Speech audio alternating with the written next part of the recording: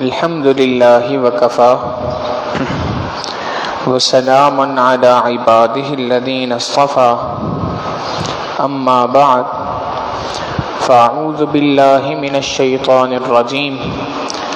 بسم اللہ الرحمن الرحیم شہر رمضان الذی انزل فیہ القرآن ھدی للناس وبینات من الھدی والفرقان سبحان ربک رب العزت عما یصفون وسلام علی المرسلین والحمد للہ رب العالمین اللہم صل علی سیدنا محمد وعلی آل سیدنا محمد وبارک وسلم اللہم صل علی سیدنا محمد وعلی آل سیدنا محمد وبارک وسلم اللہم صل علی سیدنا محمد وعلی آل سیدنا محمد وبارک وسلم۔ قرآن کریم فرقان حمید اللہ رب العزت کی جانب سے نازل کی گئی کتاب ہے۔ یہ قرآن کریم حقیقتاً اندھیروں سے نکال کر انسان کو روشنی کی طرف لے جانے والی کتاب ہے۔ کتاب انزلناہ الیک لتخرج الناس من الظلمات الی النور، یہ وہ کتاب ہے جو ہم نے آپ پر نازل کی تاکہ آپ لوگوں کو اندھیروں سے نکال کر روشنی کی طرف لے جائیں۔ تو یہ قرآن کریم اندھیروں سے انسان کو روشنی کی طرف لے جانے والی کتاب ہے، اللہ سے بچھڑے ہوئے کو اللہ سے ملانے والی کتاب ہے، قہر مذلت میں پڑے ہوئے افراد کو اوج ثریا پر پہنچانے والی کتاب ہے۔ اللہ رب العزت نے اس کلام پاک کو نازل فرمایا اور نازل فرما کر انسان سے اس بات کا مطالبہ کیا کہ تم نے اپنی زندگی کے اندر اس کلام پاک سے، اس قرآن کریم سے ایک انتہائی گہرا رشتہ قائم کرنا ہے، اور یہ تمہارا رشتہ عام دنوں کے اندر تو ہونا ہی چاہیے، مگر یہ رمضان المبارک کا مہینہ وہ عظیم الشان مہینہ ہے الذی انزل فیہ القرآن، جس کے اندر ہم نے قرآن کریم کو نازل فرمایا، لہٰذا اس مہینے کے اندر تمہارا قرآن کریم کے ساتھ ایک گہرا رشتہ ہونا چاہیے۔ چنانچہ نبی علیہ الصلوۃ والسلام کی احادیث کو دیکھیں، اللہ رب العزت کے محبوب صلی اللہ علیہ وسلم کے صحابہ رضی اللہ تعالیٰ عنہ مجمعین کی زندگی کو دیکھیں تو انہوں نے اس رمضان المبارک کے مہینے میں قرآن کریم کے ساتھ ایک گہرا رشتہ قائم کیا۔ یہی وجہ ہے کہ علماء نے لکھا شہر رمضان شہر القرآن، رمضان المبارک کا مہینہ تو قرآن کریم کا مہینہ ہے۔ اس قرآن کریم کے ساتھ رشتہ جوڑنے سے،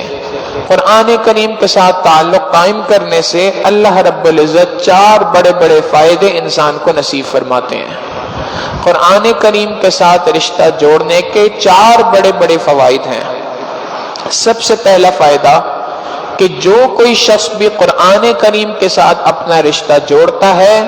اللہ رب العزت اس بندے کو بلندیاں عطا فرماتے ہیں۔ کسی فرد کی زندگی میں یہ قرآن کریم آ جائے، فرد کی زندگی میں بلندیاں آ جاتی ہیں۔ قوم کی زندگی کے اندر قرآن کریم آ جائے، اللہ رب العزت اس قوم کو بلندیاں عطا فرماتے ہیں۔ نبی علیہ الصلوۃ والسلام نے ارشاد فرمایا ان اللہ تعالی یرفع بہذا الکتاب اقواما، اللہ رب العزت اس قرآن کریم کے ذریعے سے قوموں کو بلندیاں عطا فرماتے ہیں۔ چنانچہ حضرت عمر رضی اللہ تعالیٰ عنہ کے بارے میں آتا ہے کہ ایک مرتبہ جب امیر المؤمنین تھے، اس زمانے کے اندر ایک مرتبہ ایک جگہ پہ سفر کر رہے تھے، تو پہاڑ کے اوپر ایک جگہ پہ سفر کرتے کرتے اچانک ایک جگہ پہ ٹھہر گئے۔ لوگ حیران ہو گئے، سارا لشکر بھی ٹھہر گیا، امیر المؤمنین ٹھہرے ہوئے ہیں۔ اب سب انتظار کر رہے ہیں کہ جیسے ہی امیر المؤمنین چلنا شروع کریں تو ہم بھی چلتے ہیں۔ کافی دیر گزرنے کے بعد کسی نے ان سے پوچھا امیر المؤمنین آپ کو قضاء حاجت پیش ہے، کوئی مسئلہ آ گیا ہے؟ فرمایا نہیں۔ آپ کیوں یہاں پہ کھڑے ہیں؟ آپ کی وجہ سے پورا کا پورا لشکر پیچھے انتظار میں ہے۔ عمر رضی اللہ تعالیٰ عنہ نے فرمایا کہ میں نیچے وادی میں جھانک رہا ہوں اور دیکھ رہا ہوں یہ وہ جگہ ہے جہاں پر اسلام لانے سے پہلے عمر آیا کرتا تھا اور اپنے اونٹ چرایا کرتا تھا، اور حقیقت یہ ہے کہ مجھے ڈھنگ سے اونٹ چرانے نہیں آتے تھے اور میرے اونٹ خالی پیٹ گھر جایا کرتے تھے۔ میرا والد خطاب مجھے تانے دیا کرتا تھا، عمر تو زندگی میں کیا کرے گا؟ تو دنیا میں کیسی زندگی گزارے گا؟ تجھے تو ڈھنگ سے اونٹ بھی چرانا نہیں آتے۔ فرماتے ہیں ایک وقت وہ تھا، پھر میں نے کلمہ پڑھا، اسلام لے کے آیا، اللہ کے محبوب صلی اللہ علیہ وسلم سے قرآن کریم کو سیکھا، یہ قرآن کریم زندگیوں میں آیا تو آج وہ دن آیا کہ اللہ رب العزت نے اس قرآن کریم کے ذریعے سے وہ بلندیاں عطا فرمائی کہ نہ صرف یہ کہ 22 لاکھ مربع میل کی سرزمین کا مجھے خلیفہ مقرر فرمایا، بلکہ اللہ کے محبوب صلی اللہ علیہ وسلم کی زبان فیض ترجمان سے یہ بات کہلوا دی، لو کان بعد النبی لکان عمر بن الخطاب، اگر میرے بعد کوئی نبی ہوتا تو عمر ابن خطاب رضی اللہ تعالیٰ عنہ ہوتے ہیں۔ تو حقیقت یہی ہے کہ جو کوئی شخص بھی قرآن کریم کے ساتھ تعلق قائم کرتا ہے، فرد تعلق قائم کرے، فرد کی زندگی میں بلندیاں، قوم تعلق قائم کرے، اللہ رب العزت قوموں کو ترقی اور بلندیاں عطا فرماتے ہیں۔ اور اس قرآن کریم کے ساتھ تعلق قائم کرنے کا دوسرا بڑا فائدہ یہ، اللہ رب العزت اس قرآن کریم کے تعلق کے قائم کرنے کی برکت سے انسان کے رزق میں برکت عطا فرماتے ہیں۔ اور جو کوئی شخص بھی قرآن کریم کے ساتھ تعلق قائم کرتا ہے، اللہ رب العزت اس کے رزق میں برکتیں عطا فرماتے ہیں۔ اور جو کوئی شخص بھی قرآن کریم کو پس پش ڈال دیتا ہے، اللہ رب العزت اس کے رزق کو تنگ فرما دیا کرتے ہیں۔ قرآن کریم میں ارشاد فرمایا، وَمَنْ أَعْرَضَ عَنْ ذِكْرِي، جس کسی شخص نے میرے اس نصیحت نامے سے، اس کلام پاک سے اعراض کیا، دور ہوا، فَإِنَّ لَهُ مَعِيشَةً ضَنْكًا، ہم نے اس کی معیشت کو تنگ کر دیا، اس کی معیشت کو ہم تنگ کر دیتے ہیں، روک دیتے ہیں معیشت کو۔ چنانچہ معیشت کے اعتبار سے، معاش کے اعتبار سے بے برکتی ہو جاتی ہے۔ آج ہم دیکھیں من حیث القوم، ہم نے اس قرآن کریم کو پس پش ڈال دیا، دور کر دیا اپنے آپ سے۔ جب ہم نے اس سے دور کر دیا تو آج ہم معاش کے اعتبار سے پریشان ہیں۔ ہر بندے کی پریشانی آج یہی ہے، کاروبار نہیں ہے، ملازمت نہیں ہے، مہنگائی ہوئی بھی ہے، فلاں مسئلہ ہے۔ جتنے ہمارے مسائل ہیں، ہم اگر غور کریں، اکثر مسائل کا جو محور ہے، اکثر مسائل ہمارے معاش کے ارد گرد گھوم رہے ہیں۔ اور وجہ یہی ہے کہ ہم نے کلام پاک کے ساتھ اپنا رشتہ توڑ لیا، اللہ رب العزت نے معیشت کو ہماری تنگ کر دیا۔ تو قرآن کریم کے ساتھ اگر بندہ تعلق قائم کرتا ہے، اس کا دوسرا بڑا فائدہ یہ ہوتا ہے کہ اللہ رب العزت رزق کے اندر برکت عطا فرماتے ہیں۔ اور قرآن کریم کے ساتھ تعلق قائم کرنے کا ایک تیسرا بڑا فائدہ یہ ہے کہ اللہ رب العزت قرآن کریم سے تعلق قائم کرنے والے شخص کو ہر قسم کی روحانی اور جسمانی بیماریوں سے شفا عطا فرماتے ہیں۔ خود قرآن کریم میں ارشاد فرمایا، فیہ شفاء للناس، اس قرآن کریم کے اندر تو شفا ہی شفا ہے لوگوں کے لیے، شفاء لما فی الصدور، سینوں کے لیے، بیماریوں کے لیے اس قرآن کریم کے اندر شفا ہے۔ جو کوئی شخص بھی قرآن کریم کے ذریعے سے روحانی بیماریوں سے شفا پانا چاہتا ہے، قرآن کریم سے تعلق قائم کرے، اللہ رب العزت روحانی بیماریوں سے شفا عطا فرماتے ہیں۔ اور حقیقت یہ ہے کہ اگر اس قرآن کریم کے ساتھ صحیح معنوں میں تعلق قائم کیا جائے، اللہ رب العزت اس کلام پاک کے ذریعے سے جسمانی بیماریوں سے بھی شفا نصیب فرماتے ہیں۔ ہمارے حضرت فرماتے ہیں کہ ایک مرتبہ ایک خاتون نے فون کیا ایک باہر کے کسی ملک سے، اور انہوں نے دعا کی درخواست کی کہ جی آپ میرے لیے دعا کریں، میں جوان عورت ہوں، نئی شادی ہوئی ہے، اور اس عمر کے اندر مجھے ڈاکٹرز نے بلڈ کینسر ڈائگنوز کیا ہے، اور اس بلڈ کینسر کی وجہ سے اب میں بالکل بستر پہ ہوں، میری کیمو تھراپی ہوتی ہے، خون کی بلڈ ٹرانسفیوژن ہوتی ہے، خون کی تبدیلی ہوتی ہے، اور ان تمام چیزوں کی وجہ سے میں بستر پہ ہوں، میرا ہلنا جلنا بہت مشکل ہے، دوسرے کام کاج مشکل ہیں، اور مجھے تو ایسا لگتا ہے میں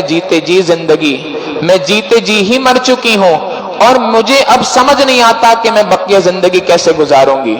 ڈاکٹر اس بات سے نا امید ہیں کہ مجھے کسی قسم کی کوئی شفا ہو سکتی ہے۔ حضرت فرماتے ہیں میں نے ان کو جواب دیا ہم آپ کے لیے دعا بھی کرتے ہیں اور آپ قرآن کریم کے ساتھ اپنا تعلق قائم کریں، جتنی آپ کے اندر ہمت ہو اتنا کلام پاک پڑھیں، اللہ رب العزت اس کے ذریعے سے شفا نصیب فرماتے ہیں کہ یہ بات ہوئی، فون بند ہو گیا۔ چند مہینوں کے بعد اسی عورت کا فون دوبارہ آتا ہے اور وہ کہنے لگے کہ حضرت یہ 3 سے 4 مہینے جو درمیان میں گزرے ہیں میں نے اس بات کا ارادہ کر لیا کہ اب میرے پاس کرنے کا تو کوئی کام نہیں ہے، سارا دن بستر پہ ہی لیٹنا ہے، لہٰذا لیٹے لیٹے چونکہ آپ نے بات ارشاد فرمائی ہے قرآن کریم کے ساتھ تعلق قائم کرنا ہے، لہٰذا قرآن کریم ہی پڑھ لیا جائے۔ لہٰذا میں نے روزانہ ایک قرآن کریم پڑھنے کا معمول بنایا۔ حضرت 40 دن نہیں گزرے کہ اللہ رب العزت نے مجھے اس بیماری کا جڑ سے خاتمہ میرے اندر سے فرما دیا۔ جو کوئی شخص بھی اس کلام پاک کے ساتھ تعلق قائم کرتا ہے اللہ رب العزت مہلک ترین بیماریوں سے اس کی جان چھڑا دیا کرتے ہیں۔ تو قرآن کریم کے ساتھ تعلق قائم کرنے کا تیسرا بڑا فائدہ یہ ہے کہ اللہ رب العزت روحانی اور جسمانی بیماریوں سے انسان کو شفا نصیب فرماتے ہیں۔ اور اس کلام پاک کے ساتھ تعلق قائم کرنے کا چوتھا بڑا فائدہ یہ کہ یہ قرآن کریم کل قیامت کے دن اپنے تعلق قائم کرنے والوں کی شفاعت کرے گا۔ قرآن کریم ایسے افراد کو جنت تک پہنچا کر دم لے گا۔ نبی علیہ الصلوۃ والسلام نے ارشاد فرمایا، حاکم کی روایت ہے، الصیام والقرآن یشفعان للعبد یوم القیامہ، یہ روزہ کا رکھنا، یہ روزہ اور قرآن کریم کل قیامت کے دن بندے کی شفاعت کریں گے، سفارش کریں گے۔ یقول الصیام، روزہ قیامت کے دن اللہ سے کہے گا اے ربی، اے میرے پروردگار، منعتہ الطعام والشہوات بالنہار، اے اللہ میں نے اس بندے کو دن کے اندر روکے رکھا کھانے پینے سے، اپنی شہوات کو پورا کرنے سے، اے کریم آقا فشفعنی فیہ، لہذا اے اللہ میری اس سفارش کو اس کے حق میں قبول فرما۔ ویقول القرآن، اور قرآن کریم یہ بات کہے گا، منعتہ النوم باللیل، اے اللہ رات کو میں نے اس کو سونے نہیں دیا، رات یہ میری خاطر جاگتا رہا، آپ کے اس کلام کو پڑھتا رہا، فشفعنی فیہ، اے اللہ میری بھی اس سفارش کو قبول فرما لیجئے۔ نبی علیہ السلام نے فرمایا فیشفعان، ان دونوں کی سفارش کو اللہ رب العزت قبول فرما کر اس بندے کو جنت کے اندر داخل فرما دیں گے۔ طبرانی شریف کی روایت ہے، نبی علیہ السلام نے ارشاد فرمایا، ان القرآن شافع ومشفع، قرآن کریم سفارش کرنے والا ہے، وماحل مصدق، اور یہ قرآن کریم جس کسی شخص کی سفارش کرے اس کو جنت تک پہنچا کے رہتا ہے۔ فمن جعل امامہ قادہ الی الجنہ، جو کوئی شخص بھی قرآن کریم کے ساتھ تعلق قائم کرتا ہے، اس کلام پاک کو آگے رکھتا ہے، اللہ رب العزت یہ قرآن کریم قادہ الی الجنہ، اسے جنت تک پہنچا کے دم لیتا ہے۔ ومن جعلہ خلفہ، جو کوئی شخص بھی اس کلام پاک کو پس پش ڈالتا ہے، ساقہ الی النار، یہ قرآن کریم اس بندے کو جہنم تک کھینچ کے لے جاتا ہے، جہنم میں ڈال کے دم لیتا ہے۔ نبی علیہ الصلوۃ والسلام نے بات ارشاد فرمائی کہ یہ کلام پاک بڑی جھگڑالو چیز ہے، یہ بڑی جھگڑے کی چیز ہے۔ کل قیامت کے دن جس کسی کے لیے جنت کی سفارش کر لے اس کو جنت تک پہنچا کر رہے گا، اور اللہ نہ کرے جس کسی کے لیے جہنم میں لے جانے کا فیصلہ کر لے اس کے خلاف مقدمہ دائر کر دے، کل قیامت کے اس کو جہنم میں پہنچا کر دم لے گا۔ قیامت کے دن نبی علیہ الصلوۃ والسلام کی بھی جو امت کے ساتھ شکایت ہوگی، قرآن کریم کہتا ہے کہ کل قیامت کے دن اللہ کے رسول صلی اللہ علیہ وسلم بھی اللہ کے دربار میں اپنی امت کے بارے میں جو بات فرمائیں گے وہ یہی بات ارشاد فرمائیں گے، وقال الرسول یا ربی ان قوم اتخذوا هذا القرآن مہجورا، رسول کل قیامت کے دن یہ بات ارشاد فرمائیں گے، اے اللہ یہ میری وہ قوم ہے جس کے افراد نے قرآن کریم کو پس پش ڈال دیا تھا۔ آپ یہ غور کریں، جس محبوب صلی اللہ علیہ وسلم کی شفاعت کی امیدیں لے کے ہم دنیا کے اندر بیٹھے ہیں، اگر کل قیامت کے دن اللہ کے محبوب صلی اللہ علیہ وسلم یہ شکایت ہماری اللہ کے دربار میں کریں، قرآن کریم ہماری خلاف مقدمہ دائر کر دے کہ اے اللہ اس نے تو میرے ساتھ کوئی تعلق ہی قائم نہیں کیا، مجھے پڑھنا اس کو گوارا نہ تھا، میری تعلیمات پر عمل کرنا اس کو گوارا نہ تھا، ہم قیامت کے دن کیا جواب دیں گے؟ نبی علیہ الصلوۃ والسلام نے اس کلام پاک کے ساتھ نہ صرف یہ کہ تعلق قائم کرنے کا حکم دیا، بلکہ اللہ کے محبوب صلی اللہ علیہ وسلم نے یہ بات ارشاد فرمائی اپنے عمل کے ذریعے سے بھی، اپنے اقوال کے ذریعے سے بھی، کہ اس کلام پاک کو رمضان المبارک کے مہینے میں رات کے اندر پڑھو، نماز کے اندر پڑھو، تراویح کے ساتھ بھی پڑھو، اور تراویح کے بعد رات کو قیام اللیل، رات کو جاگ کر نماز کے اندر قرآن کریم کو پڑھو۔ یہ سب سے زیادہ بہترین حق ہے قرآن کریم کا، سب سے بہترین انداز تلاوت کرنے کا، کہ انسان رات کے آخری پہر کے اندر، رات کو اللہ کے سامنے کھڑا ہو جائے، نماز کی حالت کے اندر قرآن کریم کو پڑھے۔ نبی علیہ السلام نے ارشاد فرمایا، ترمذی کی روایت ہے، یا ایھا الناس، اے لوگوں، افشوا السلام، سلام کو پھیلاؤ، واطعموا الطعام، لوگوں کو کھانا کھلاؤ، وصلوا باللیل والناس نیام، رات کو جس وقت پہ لوگ سو رہے ہوں اس وقت پہ کھڑے ہو کے اللہ کے سامنے نماز پڑھو، اس نماز کے اندر قرآن کی تلاوت کرو، تدخلوا الجنۃ بسلام، سلامتی کے ساتھ، عافیت کے ساتھ جنت میں داخل ہو جاؤ۔ نبی علیہ الصلوۃ والسلام کو رات کے آخری پہر کے اندر تہجد کی نماز کے لیے رات کے آخری پہر میں اللہ کے سامنے کھڑے ہو کر قرآن کریم پڑھنے کا حکم اللہ نے ارشاد فرمایا، وَمِنَ اللَّيْلِ فَتَہَجَّدْ بِهِ نَافِلَةً لَكَ، رات کے کچھ حصے کے اندر تہجد کو ادا کیجئے، یہ ایک اضافی عمل ہے، اضافی حکم ہے ہماری جانب سے۔ فائدہ کیا ہوگا؟ عَسَىٰ أَن يَبْعَثَكَ رَبُّكَ مَقَامًا مَحْمُودًا، اس کا فائدہ یہ ہوگا کہ اللہ رب العزت آپ کو مقام محمود عطا فرمائیں گے۔ نبی کے لیے یہ بات ہے کہ آپ اس تہجد کے اندر قرآن کریم کو پڑھیے، اللہ آپ کو مقام محمود عطا فرمائیں گے۔ امت کے لیے یہ بات ہے کہ رات کے آخری پہر کے اندر نماز کی حالت میں قرآن کریم کو پڑھو گے، اللہ رب العزت اس کلام پاک کو رات کے آخری پہر میں اللہ کے سامنے کھڑے ہو کر پڑھنے کی برکت سے تمہیں بھی خوب بلندی عطا فرمائیں گے، خوب ترقی عطا فرمائیں گے۔ اللہ رب العزت قرآن کریم میں ارشاد فرماتے نبی علیہ السلام کو، یا ایھا المزمل، اے کملی والے، اے چادر اوڑھنے والے، قم اللیل الا قلیلا، رات کے تھوڑے حصے کو چھوڑ کر بقیہ سارا حصہ ہمارے سامنے کھڑے ہو جائیے، نصفہ، یا تو آدھی رات، او انقص منہ، یا اس میں تھوڑا کم کر لیجئے، او زد علیہ، یا اس رات کے آدھے حصے میں کچھ حصہ مزید اضافہ کر دیجئے، اور کیا کیجئے رات کو اللہ کے سامنے کھڑے ہو کے، وَرَتِّلِ الْقُرْآنَ تَرْتِيلًا، رات کو اللہ کے سامنے کھڑے ہو کر ٹھہر ٹھہر کر اچھے انداز کے اندر قرآن کریم کو پڑھیے۔ کیوں پڑھیے قرآن کریم کو؟ اللہ رب العزت فرماتے ہیں، اِنَّا سَنُلْقِي عَلَيْكَ قَوْلًا ثَقِيلًا، ہم نے تو آپ پہ بڑا بھاری بوجھ ڈالا ہے۔ پھر فرمایا، اِنَّ نَاشِئَةَ اللَّيْلِ هِيَ أَشَدُّ وَطْئًا وَأَقْوَمُ قِيلًا اِنَّ لَكَ فِي النَّهَارِ سَبْحًا طَوِيلًا، بے شک آپ کے لیے تو دن کے اندر انتھک محنت ہے، جہد مسلسل ہے جو آپ نے کرنی ہے، سارا دن آپ نے تیرتے ہوئے گزارنا ہے، انتھک محنت کے ساتھ گزارنا ہے۔ انسان سوچتا ہے جس نے سارا دن انتھک محنت کرنی ہے تو رات کو جاگے نہیں، بلکہ رات کو آرام کرے۔ اللہ فرماتے ہیں نہیں،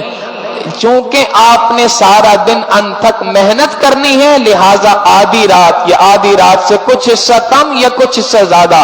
اللہ کے سامنے کھڑے ہو جائیے، اللہ کے سامنے کلام پاک کو نماز کی حالت میں پڑھیے۔ نتیجہ یہ نکلے گا کہ رات کی نماز آپ کے دن کے کاموں کے اندر معاون بنے گی۔ جو کوئی شخص بھی رات کی اس نماز کی پابندی کرتا ہے، اللہ رب العزت اس کے دن کے کاموں کو سنوار دیا کرتے ہیں۔ چنانچہ حضرت عائشہ رضی اللہ تعالیٰ عنہ فرماتی ہیں، نبی علیہ الصلوۃ والسلام ویسے تو ہر رات کے اندر اللہ کے سامنے کھڑے ہوتے تھے، مگر جب رمضان المبارک کا مہینہ آتا تھا، اللہ کے محبوب صلی اللہ علیہ وسلم اپنی تہبند کو کس لیا کرتے تھے، یعنی اچھے طریقے سے اپنے آپ کو تیار کر لیتے تھے، کمر کس لیا کرتے تھے۔ کس لیے؟ जुहद मुसलसल के लिए, मुसलसल रात को लंबा क़ियाम, उसके अंदर लंबी अल्लाह के सामने तिलावत करने के लिए। अल्लाह रब्बुल इज्जत के महबूब सल्लल्लाहु अलैहि वसल्लम सारी रात रमजानुल मुबारक के अंदर खड़े होकर कुरान करीम की तिलावत करते थे, सारी रात खड़े होते थे। नतीजा ये निकलता था कि हल्ता यतवर्रमत कदमाहु, अल्लाह के महबूब सल्लल्लाहु अलैहि वसल्लम के पांव मुबारक सूज जाया करते थे। हजरत आयशा रजी अल्लाह तआला अन्हा फरमाती है, मैंने नबी अलैहि सलाम से कहा, अल्लाह के महबूब सल्लल्लाहु अलैहि वसल्लम, क्या अल्लाह ने आपके सारे गुनाहों को माफ नहीं कर दिया? फिर आप इतनी मेहनत क्यों कर रहे हैं? नबी अलैहि सलाम ने फरमाया, ए आयशा अफला अकूना अब्दन शकूरा, क्या मैं अल्लाह का शुक्रगुजार बंदा ना बनूं? अल्लाह का शुक्रगुजार बंदा वो है जो अल्लाह के सामने रात को खड़े होकर इस तरीके से तिलावत करता है। अबू ज़र रज़ी अल्लाह तआला अन्हु रिवायत करते हैं, नबी अलैहिस्सलाम ने हमें तरावी पढ़ाई। एक रात अल्लाह के महबूब सल्लल्लाहु अलैहि वसल्लम ने हमें तरावी ऐसी पढ़ाई कि रात का 1/3 हिस्सा अल्लाह के महबूब सल्लल्लाहु अलैहि वसल्लम ने क़याम फरमाया, इतना लंबा क़याम था। फिर फरमाया, एक रात नबी अलैहिस्सलाम ने हमें ऐसे तरावी पढ़ाई कि निस्फ रात अल्लाह के महबूब सल्लल्लाहु अलैहि वसल्लम ने क़याम फरमाया, इतना लंबा क़याम था। और तीसरी बात इरशाद फरमाई कि एक रात नबी अलैहिस्सलाम ने हमारे साथ हमें तरावी पढ़ाई और सारी रात क़याम किया, इतना लंबा क़याम था कि हमें सहरी के फौत होने का खदशा हो गया। ये तरावी की नमाज है। तरावी के अंदर अगर इस तरीके से अल्लाह के महबूब सल्लल्लाहु अलैहि वसल्लम इतना लंबा क़याम फरमा रहे हैं, आप सोचें नफिल नमाज के अंदर भी कितना लंबा क़याम होगा। हजरत आयशा रजी अल्लाह, ये हाल सिर्फ नबी अलैहि सलाम का नहीं था, सहाबा रजी अल्लाह तआला अन्हुम अजमाइन की जिंदगी भी यही थी। हजरत आयशा रजी अल्लाह तआला अन्हा के बारे में आता है, एक मर्तबा सारी रात खड़े होकर कुरान करीम की एक आयत की तिलावत की, बार बार एक ही आयत पढ़ती जा रही है, व बदा लहुम मिनल्लाहि मा लम यकूनु यहतसिबून। सारी रात गुजर गई और अल्लाह की ये नेक बंदी अल्लाह के सामने एक ही आयत की तिलावत कर रही है, आंखों से आंसू बहा रही हैं। हजरत उस्मान रजी अल्लाह तआला अन्हु के बारे में आता है, रमजान अल मुबारक के महीने में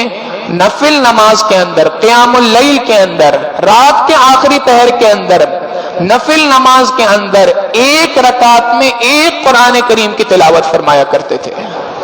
उमर रजी अल्लाह तआला अन्हु के बारे में आता है, इब्ने उमर रजी अल्लाह तआला अन्हु के बारे में कुरान करीम की आयत पढ़ा करते थे, अम्मन हुवा कानितुन आना अल-लैल साजिदन व काइमन यहज़रुल आखिरा। आया वो शख्स जो अल्लाह के सामने रात को खड़ा रहता हो, अल्लाह के सामने सजदा करता हो, क्या वो शख्स और एक आम आदमी बराबर हो सकते हैं? इस आयत को पढ़ा करते थे और ये बात इरशाद फरमाया करते थे कि ये आयत उस्मान गनी रजी अल्लाह तआला अन्हु के बारे में नाजिल हुई है कि ये वो शख्स हैं जो एक रकात के अंदर पूरा का पूरा कुरान करीम पढ़ लिया करते हैं। नबी अलैहिस्सलातु वस्सलाम दूसरों की रात की नींद के बारे में बड़े मोहतात थे। अल्लाह के महबूब सल्लल्लाहु अलैहि वसल्लम जब कभी तहज्जुद के लिए उठा करते थे तो ऐसे उठते थे खामोशी से कि किसी दूसरे को पता न चले। बराबर में बिस्तर पे हजरत आयशा मौजूद हैं, उनको भी एहसास ना हो कि बराबर से मेरे खाविंद मेरे महबूब सल्लल्लाहु अलैहि वसल्लम उठ चुके हैं। मगर जब रमजान अल मुबारक का महीना आया, अल्लाह के महबूब सल्लल्लाहु अलैहि वसल्लम रात के आखिरी पहर में अपने घर से बाहर निकले। हजरत फातिमा, हजरत अली रजी अल्लाह तआला अन्हु का दरवाजा खटखटाया, उनको जगाया और जगा के फरमाया, क्या बात है कि तुम क़यामुल लैल नहीं करते, रात को अल्लाह के सामने खड़े होकर कुरान करीम नहीं पढ़ते?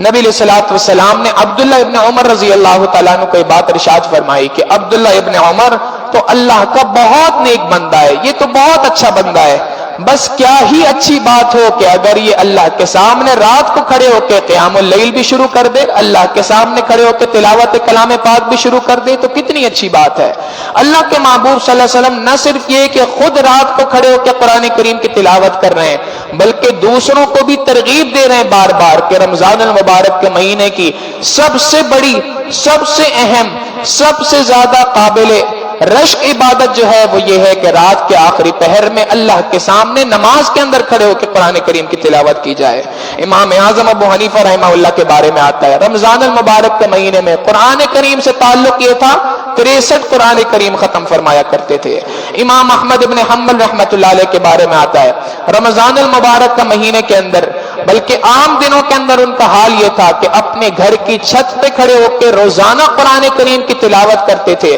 और ऐसे डट के खड़े होते थे कि पड़ोस के बच्चे को ये बात महसूस होती थी कि शायद सामने वाले घर के अंदर कोई सुतून खड़ा हुआ है। जब इमाम अहमद इब्न हम्बल का इंतकाल हुआ, تو اپنے والد سے پوچھنے لگا ابو جی یہ سامنے والے گھر میں جو چھت پر ستون نظر آتا تھا وہ آج نظر نہیں آ رہا۔ والد نے کہا بیٹا اب تجھے وہ ستون کبھی نظر نہیں آئے گا، وہ ستون دنیا سے جا چکا ہے۔ اس طریقے سے ڈٹ کے اللہ کے سامنے عبادت کرتے تھے۔ حضرت شیخ الہند رحمت اللہ علیہ رات کو روزانہ کا معمول تھا، خود حافظ نہیں تھے، جب خود حافظ نہیں ہے تو اب ایک حافظ قرآن کی خدمات لی کہ آپ مجھے اللہ کے لیے روزانہ رات کو نفلوں کے اندر قرآن کریم سنا دیا کرو۔ چنانچہ ایک حافظ صاحب کی ذمہ داری لگ گئی، وہ روزانہ تراویح کے بعد گھر پہ آتے، ساری رات کھڑے ہو کے حضرت شیخ الہند رحمت اللہ علیہ کا قرآن سناتے تھے۔ آخری عمر آ گئی، بڑھاپا آ گیا، عوارضات ہونا شروع ہو گئے، تکلیفات ہونا شروع ہو گئی، صحت ساتھ نہیں دے رہی، یہاں تک کہ ایک دن حافظ صاحب نے حضرت کی صحت پہ ترس کھا کے حضرت سے فرمایا حضرت اگر آپ کی اجازت ہو تو ایک دن میں آرام کر لوں۔ ارادہ یہ تھا کہ میں آرام کروں گا تو حضرت بھی کر لیں گے آرام، حضرت کو کچھ تھوڑا سا ریسٹ مل جائے گا۔ حضرت نے قاری صاحب سے ارشاد فرمایا، حافظ صاحب سے ارشاد فرمایا ہاں ٹھیک ہے،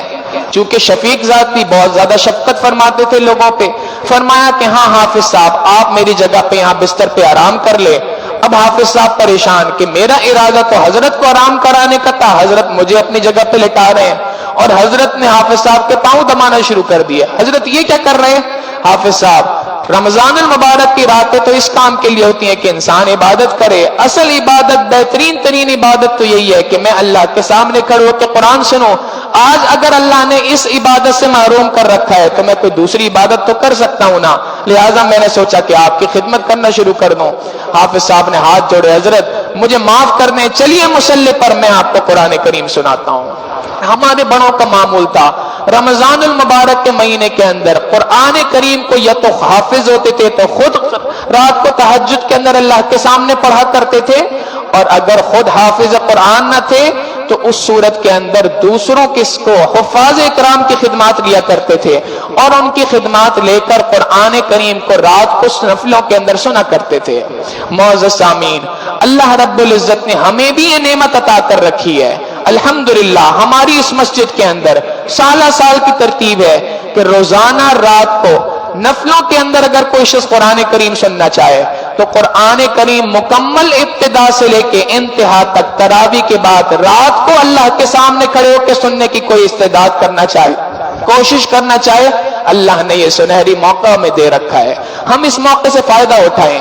یاد رکھیں کہ اگر اس کے اندر کوئی تھکاوٹ ہو رہی ہے تو یہ تھکاوٹ عارضی ہے، تھکاوٹ چند دنوں میں ختم ہو جانی ہے، لیکن یہ اجر و ثواب جو ہمارے نامہ اعمال میں آئے گا یہ ساری زندگی ہمارے ساتھ رہے گا۔ ہم اللہ کے سامنے کہہ سکیں گے یا اللہ ہم نے اپنے جسموں کو دنیا کے خاطر تو سارا سال تھکایا ہے، اے اللہ یہ 10 دن تھے جو ہم نے اپنے جسموں کو فقط آپ کی ذات کے لیے، آپ کی عبادت کے لیے تھکایا۔ علماء نے لکھا نفل کے اندر انسان کھڑے ہو کے قرآن کریم سنے، لیکن اگر دل کا جذبہ ختم نہیں ہو رہا مگر جسم ساتھ نہیں دے رہا ہے تو آخری درجہ یہ ہے بیٹھ کے سن لے، کچھ حصہ کھڑے ہو کے سن لے، کچھ حصہ بیٹھ کے سن لے۔ تو یہ عذر بھی ہمارا پورا نہیں ہو سکتا کہ جی ہمارا جسم ہمارا ساتھ نہیں دیتا۔ بھائی اگر جسم ساتھ نہیں دیتا آپ بیٹھ کر قرآن کریم سنیں، مگر اس موقع سے فائدہ اٹھائیں اور اللہ کے سامنے رات کو لمبے قیام کرنے کا یہ جو موقع اللہ نے عطا کیا ہے اس موقع سے ہاتھ نہ ڈھوئیں بلکہ اس موقع سے خوب فائدہ اٹھائیں۔ اللہ رب العزت سے دعا ہے کہ پروردگار عالم ہمیں رمضان المبارک کی صحیح معنوں میں قدردانی کرنے کی، قرآن کریم کے ساتھ صحیح معنوں میں تعلق قائم کرنے کی توفیق عطا فرمائے۔ دعائے صحت کی درخواست کی ہے جناب سمیع اللہ عباسی صاحب، شفیع الرحمان صاحب، احمد خان صاحب، عبد الرشید صاحب، افتخار صاحب، منیر صاحب، شفیق صاحب، ولی محمد صاحب، عرفان صاحب، فاضل صاحب کی اہلیہ ڈاکٹر تسکین محمد صاحب، حافظ نعمان راشد صاحب، مقبول حسین صاحب، غلام صاحب کی اہلیہ، نیاز صاحب کی بیٹی عظیم شبیر صاحب، ان تمام لوگوں کے لیے دعا فرمائیں۔ روداد نگر کے رہائشی جناب ندیم صاحب کی والد اور والدہ کے لیے بھی دعاؤں کی گزارش کی ہے،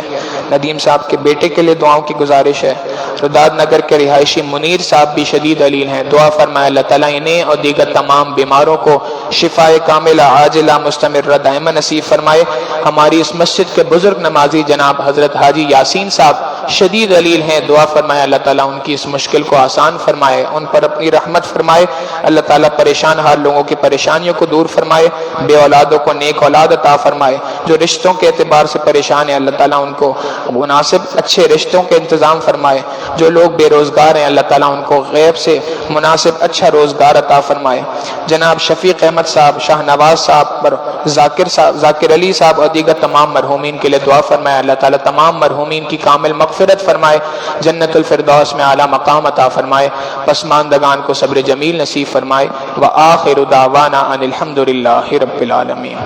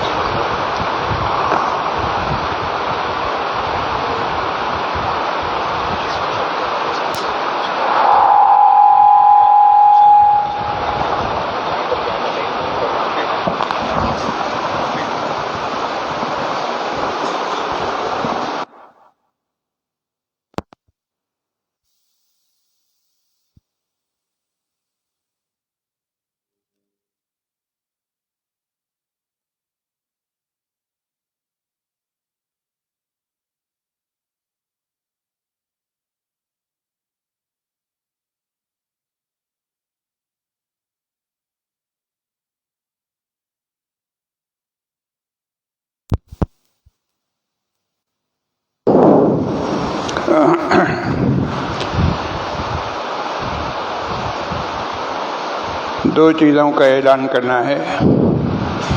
ایک تو یہ کہ ہماری اس مسجد میں آپ کے علم میں ہے کہ چھوٹے بچوں کی تراویح الگ ہوتی ہے، کم سن تراویح کے نام سے۔ چھوٹے چھوٹے بچے نماز کی حالت میں، ایک بچہ قرآن کریم کی تلاوت کرتا ہے از ابتدا تا انتہا، الف لام میم سے والناس تک پورا قرآن کریم مکمل ایک بچہ سناتا ہے، اس کے پیچھے ایک دو سامع ہوتے ہیں اور مزید ان کے مقتدی حضرات ہوتے ہیں۔ سالانہ یہ پروگرام آپ کی نظروں کے سامنے ہوتا ہے، اور ہر سال آج کی رات جو ہے 21ویں شب میں اس قرآن کریم کی تکمیل ہوتی ہے۔ انشاءاللہ العزیز استاد الحدیث مولانا مفتی محمد امین پٹیل صاحب تشریف لائیں گے، بیان فرمائیں گے، دعائے ختم قرآن فرمائیں گے، اور چھوٹے چھوٹے معصوم بچے نماز کی حالت میں آپ کے سامنے 4 رکعت پڑھیں گے اسی مسجد کے ہال میں، اور الحمدللہ یہ بڑا نورانی منظر ہوتا ہے۔ امید ہے ہماری مسجد کے نمازی اس سے بھرپور استفادہ کریں گے، مولانا کا بیان بھی سنیں گے اور دعائے ختم قرآن میں بھی شرکت فرمائیں گے۔ خواتین کے لیے باپردہ نشست کا اہتمام ہے، خواتین تشریف لائیں اور مولانا کے بیان سے مستفید ہوں۔ ابھی تقریر میں مولانا رضوان اللہ صاحب نے قیام اللیل کا تذکرہ کیا کہ رات کو دیر تک جاگنا اور نماز کی حالت میں قرآن کریم سننا اللہ کے رسول صلی اللہ علیہ وسلم سے ثابت ہے اور ہمارے اکابرین کا معمول رہا ہے۔ الحمدللہ اس پر عمل کا ہماری اس مسجد میں اس پر عمل کا بھی اہتمام ہے، اور آج پہلی رات ہوگی 21ویں شب۔ آج سے لے کر آخر تک روزانہ رات کو 1 بجے یہ پروگرام شروع ہوتا ہے، تو مسجد کے صحن میں جو حضرات سننا چاہیں مختلف حفاظ کرام تشریف لاتے ہیں اور نماز کی حالت میں وہ قرآن کریم کی تلاوت کرتے ہیں، اور پیچھے سننے والے سنتے ہیں، جن کی قسمت میں ہوتا ہے وہ اس موقع سے فائدہ اٹھاتے ہیں۔ میرا کام آپ کو اطلاع کرنا تھا، میں نے اطلاع کر دی ہے۔ اللہ تعالیٰ ہمت دے، حوصلہ دے، توفیق عطا فرمائے کہ ہم ان مواقع سے فائدہ اٹھائیں۔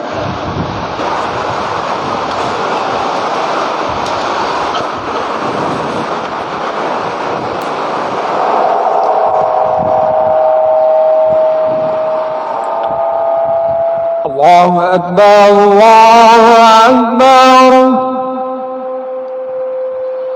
اللہ اکبر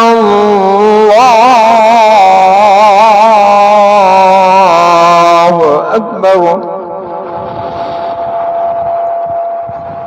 اشہد ان لا الہ الا اللہ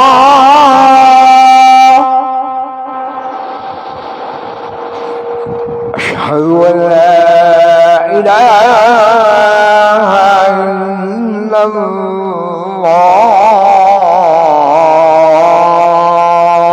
الله أشهد أن محمدا رسول الله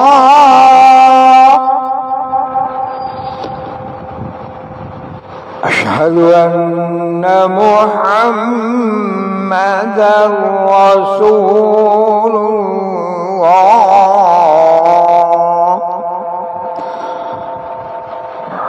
حي على الصلاة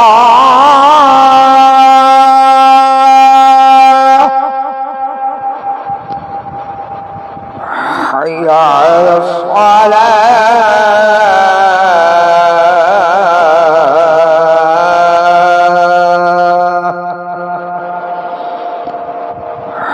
على الفلاح حي على الفلاح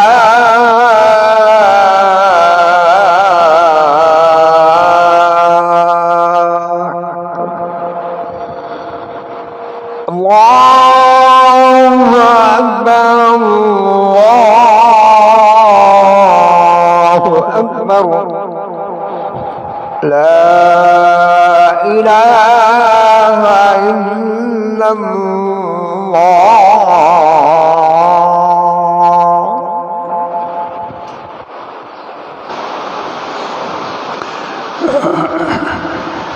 الحمد لله حمدا كثيرا كما أمر، وأشهد أن لا إله إلا الله وحده لا شريك له إرغاما لمن جحد به وكفر، وأشهد أن سيدنا وسندنا ونبينا ومولانا محمد سيد الخلائق والبشر. أما بعد، فيا أيها الناس وحدوا الله، فإن التوحيد رأس الطاعات، واتقوا الله فإن التقوى ملاك الحسنات، وعليكم بالسنة فإن السنة تهدي إلى الإطاعة، ومن أطاع الله ورسوله فقد رشد واهتدى. وإياكم والبدعة، فإن البدعة تهدي إلى المعصية، ومن يعص الله ورسوله فقد ضل وغوى. وعليكم بالصدق، فإن الصدق ينجي والكذب يهلك. وعليكم بالإحسان، فإن الله يحب المحسنين. ولا تقنطوا من رحمة الله فإنه أرحم الراحمين. ولا تحبوا الدنيا فتكونوا من الخاسرين. ألا وإن نفسا لن تموت حتى تستكمل رزقها، فاتقوا الله وأجملوا في الطلب وتوكلوا عليه، فإن الله يحب المتوكلين. وادعوه فإن ربكم مجيب الداعين، واستغفروه يمددكم بأموال وبنين. أعوذ بالله من الشيطان الرجيم. وقال ربكم ادعوني أستجب لكم إن الذين يستكبرون عن عبادتي سيدخلون جهنم داخرين.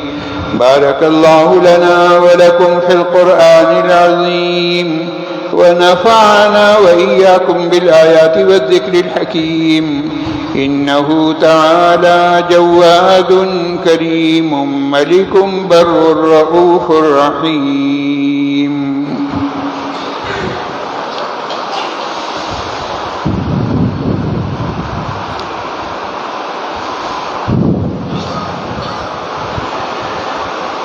الحمد لله وكفى، وسلام على عباده الذين اصطفى. أما بعد، فأعوذ بالله من الشيطان الرجيم. بسم الله الرحمن الرحيم. إن الله وملائكته يصلون على النبي يا أيها الذين آمنوا صلوا عليه وسلموا تسليما. اللهم صل على محمد بعدد من صلى وصام، وصل كذلك على جميع الأنبياء والمرسلين، وعلى الملائكة المقربين، وعلى عباد الله الصالحين،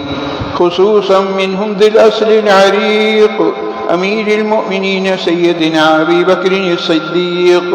رضي الله تعالى عنه، وعلى ثاني الخلفاء ورأس الأتقياء أمير المؤمنين سيدنا عمر بن الخطاب رضي الله تعالى عنه، وعلى ثالث الخلفاء سيد أصحاب الحياء أمير المؤمنين سيدنا عثمان بن عفان رضي الله تعالى عنه،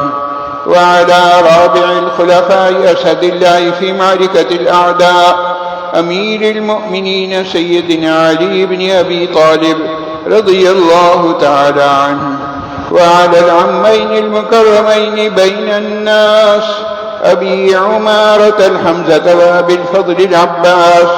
رضي الله تعالى عنهما، وعلى سيدي شباب أهل الجنة أبي محمد الحسن وأبي عبد الله الحسين رضي الله تعالى عنهما، وعلى الستة الباقية من العشرة المبشرة صلاة وسلاما دائمين متلازمين إلى يوم الدين، وعلى أزواجه المطهرات وبناته الطاهرات زينب ورقية وأم كلثوم وفاطمة رضي الله تعالى عنهن، وعلى سائر الصحابة والتابعين رضوان الله تعالى عليهم أجمعين. ربنا اغفر لي ولوالدي ولجميع المؤمنين والمؤمنات والمسلمين والمسلمات الأحياء منهم والأموات إنك سميع قريب مجيب الدعوات. عباد الله رحمكم الله، إن الله يأمر بالعدل والإحسان وإيتاء ذي القربى وينهى عن الفحشاء والمنكر والبغي يعظكم لعلكم تذكرون. ولذكر الله تعالى أعلى وأولى وأعز وأجل وأتم وأهم وأعظم وأكبر، والله يعلم ما تصنعون. सफ़ें इमाम से दुरुस्त फरमा दीजिए, सफ़ों के दरमियान कोई जगह खाली ना हो।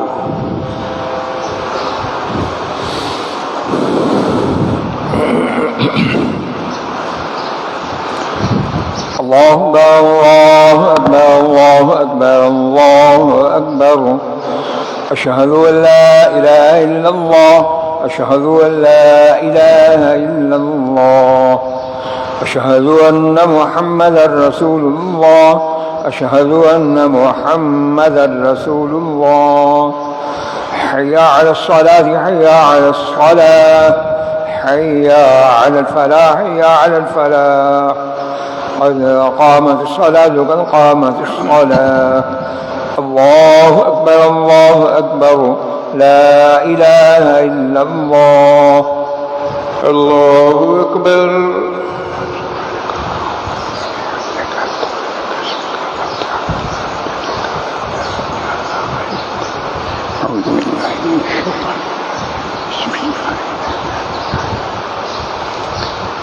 الحمد لله رب العالمين،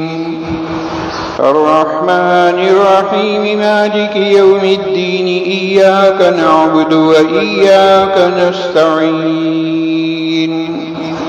اهدنا الصراط المستقيم، صراط الذين أنعمت عليهم غير المغضوب عليهم ولا الضالين.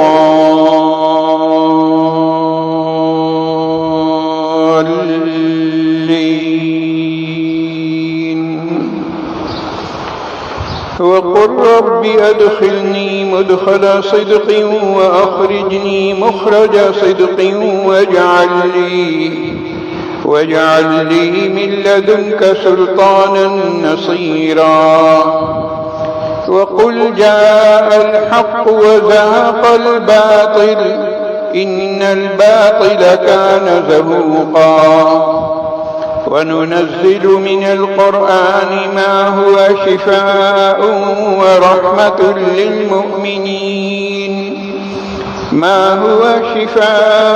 ورحمة للمؤمنين ولا يزيد الظالمين إلا خسارا.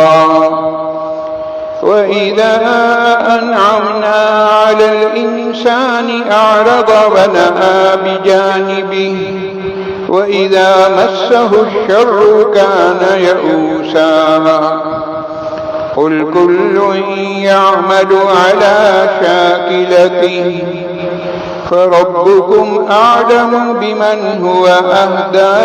سبيلا. الله أكبر.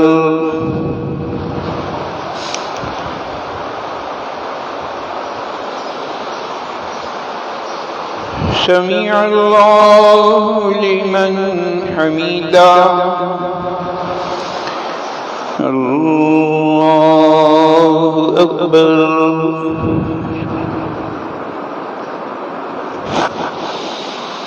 الله أكبر. الله أكبر.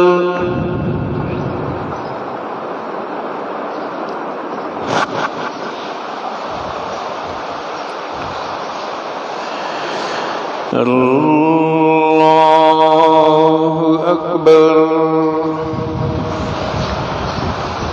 الحمد لله رب العالمين، الرحمن الرحيم، مالك يوم الدين. إياك نعبد وإياك نستعين اهدنا الصراط المستقيم صراط الذين أنعمت عليهم غير المغضوب عليهم ولا الضالين قل ادعوا الله أو ادعوا الرحمن أيما تدعوا فله الأسماء الحسنى ولا تجهر بصلاتك ولا تخافت بها وابتغ بين ذلك سبيلا وقل الحمد لله الذي لم يتخذ ولدا ولم يكن له شريك في الملك ولم يكن له ولي من الذل وكبره تكبيرا الله أكبر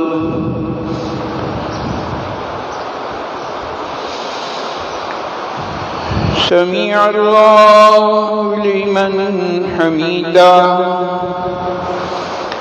الله أكبر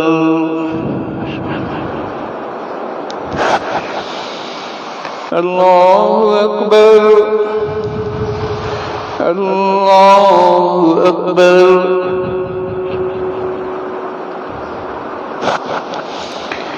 الله أكبر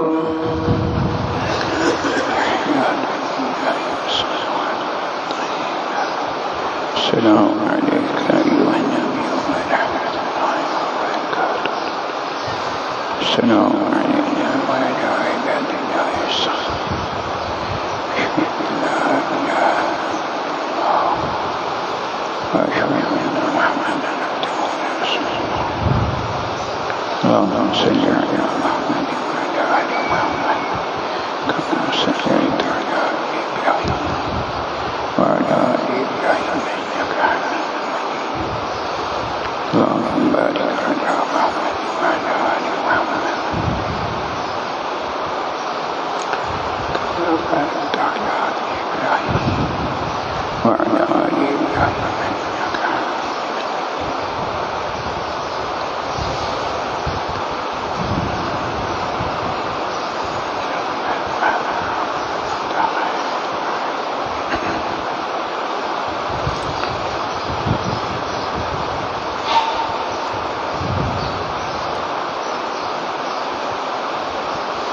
السلام عليكم ورحمة الله السلام عليكم ورحمة الله الله أكبر الله أكبر الله أكبر لا إله إلا الله لا إله إلا الله أستغفر الله أستغفر الله أستغفر الله سبحان الله وبحمده سبحان الله العظيم وبحمده أستغفر الله الحمد لله رب العالمين عدد خلقه ورضا نفسه وزنة عرشه ومداد كلماته اللهم لا أحصي ثناء عليك أنت كما أثنيت على نفسك اللهم صل على محمد عبدك ورسولك وصل على المؤمنين والمؤمنات والمسلمين والمسلمات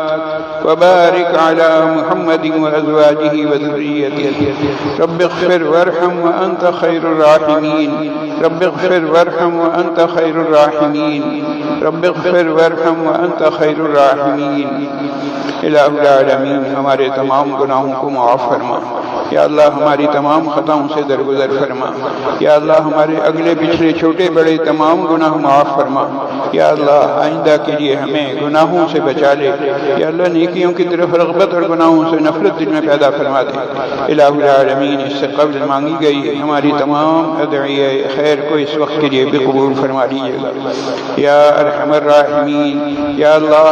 آپ کے مبارک مہینے کا مبارک عشرہ، یا اللہ عشرہ مغفرت رخصت ہوا جاتا ہے، الہ العالمین اس عشرے کے اختتام سے پہلے یا اللہ آپ فیصلہ فرما دیجئے ہمارے حق میں، ہمارے اہل و عیال، ہمارے بھائی بہن، ان کے اہل و عیال، ہمارے آباء و اجداد، ہماری آئندہ نسلیں، ہماری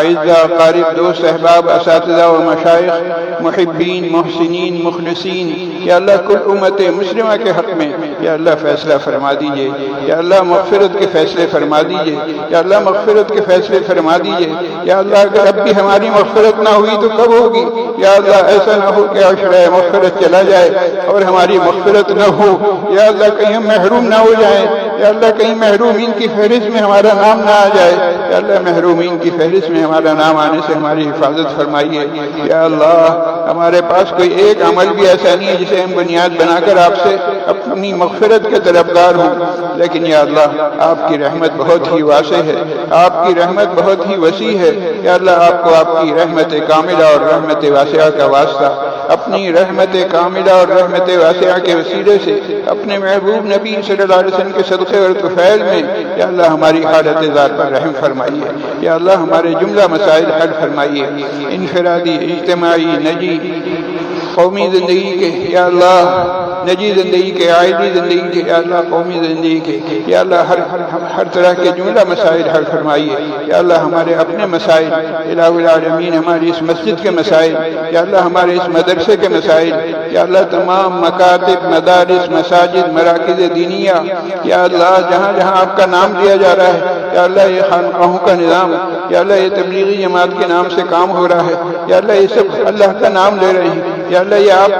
آپ کے نام کو بلند کرنے میں لگے ہوئے ہیں، الہ العالمین یا ارحم الراحمین ان سب کو ان کی کوششوں میں کامیاب و بامراد فرمائیے، یا اللہ ان سب کی مسائل غیب سے حل فرمائیے، یا اللہ ان سب کی غیب سے حفاظت فرمائیے، غیب سے کفالت فرمائیے، یا ارحم الراحمین یا اللہ اپنے نیک بندوں کو یا اللہ کھڑا کر دیجئے، یا اللہ اہل خیر حضرات کو یا ارحم الراحمین کمر بستہ کر دیجئے، یا اللہ دین اور دینداروں کی خدمت کے لیے یا ارحم الراحمین اہل خیر حضرات کے قلوب کو متوجہ فرما دیجئے، یا ارحم الراحمین یا اللہ اپنے نیک بندوں کو فرشتہ رحمت بنا کر بھیج دیجئے، یا اللہ وہ آتے رہیں اور معلومات کرتے رہیں کہ مسجد کی کیا ضروریات ہیں، مدرسے کی کیا ضروریات ہیں، یا اللہ تمام ضروریات غیب سے پوری فرما دیجئے، یا اللہ آپ ہماری ضروریات سے ہم سے زیادہ بہتر طور پر واقف ہیں، تمام ضروریات غیب سے پوری فرمائیے، حاجات رفع فرمائیے، مشکلات دور فرمائیے، پریشانیوں، آفتوں، بلاؤں، مصیبتوں، بیماریوں، وباؤں یا اللہ ان سب سے نجات عطا فرما دیجئے، آئندہ کے لیے حفاظت فرمائیے، یا اللہ ہمارے اس مسجد کے قدیم نمازی ہمارے کرم فرما حاجی یاسین صاحب، یا اللہ ان کے حال پر رحم فرما دیجئے، ان کی مشکل آسان فرما دیجئے، یا ارحم الراحمین یا اللہ جتنے بھی بیمار ہیں، اسد صاحب کی والدہ کے لیے خاص طور سے دعا فرمائے اللہ تعالیٰ انہیں اور دیگر تمام بیماروں کو شفاء کاملہ عاجلہ مستمرہ دائمہ نصیب فرمائے، یا اللہ جو مسائل میں گرفتار ہیں ان کی پریشانیاں دور فرما دیجئے، یا اللہ جن حضرات نے دعاؤں کے لیے کہا اور جو نہ کہہ سکے، جنہوں نے ہم سے توقع رکھی ہے، جن کا ہم پر حق ہے کہ ہم ان کے لیے دعا کریں، یا اللہ ان سب کی دعاؤں کو قبول فرما لیجئے، انہیں اور ہمیں جمی مقاصد میں عافیت کے ساتھ غیبی مدد کے ذریعے سے کامیابیوں سے ہمکنار فرمائیے، الہ العالمین جو مانگا ہے وہ بھی دے دیجئے، جو مانگنا چاہیے تھا نہیں مانگا وہ بھی عطا فرما دیجئے، یا اللہ دین بھی عطا فرمائیے، دنیا بھی عطا فرمائیے، یا اللہ ہر طرح کی صلاح و فلاح نصیب فرمائیے، یا اللہ ہر طرح کے شرور و فتن سے حفاظت فرمائیے، الہ العالمین اس مملکت خدا داد پاکستان میں یا اللہ اسلام کا نظام نافذ فرما دیجئے، یا اللہ نظام اسلام کے نفاذ کو ہم اپنے آنکھوں سے دیکھ سکیں، یا اللہ یہاں کے عوام اور حکام پر یا اللہ رحم فرما دیجئے، عوام اور حکام کو نیک ہدایت نصیب فرما دیجئے، یا اللہ صالح قیادت نصیب فرما دیجئے، یا ارحم الراحمین یا اللہ یا اللہ اس مملکت کے اور دیگر امت مسلمہ کے جمیع مسائل غیب سے حل فرمائیے۔ الہ العالمین ہماری ان دعاؤں کو، ان عبادات کو، اس وقت کی حاضری کو یا اللہ ہماری ان التجاؤں کو اپنی بارگاہ میں شرف قبول نصیب فرمائیے گا۔ ربنا تقبل منا انك انت السميع العليم وتب علينا انك انت التواب الرحيم۔ سبحان ربك رب العزة عما يصفون وسلام على المرسلين والحمد لله رب العالمين آمين برحمتك يا ارحم الراحمين۔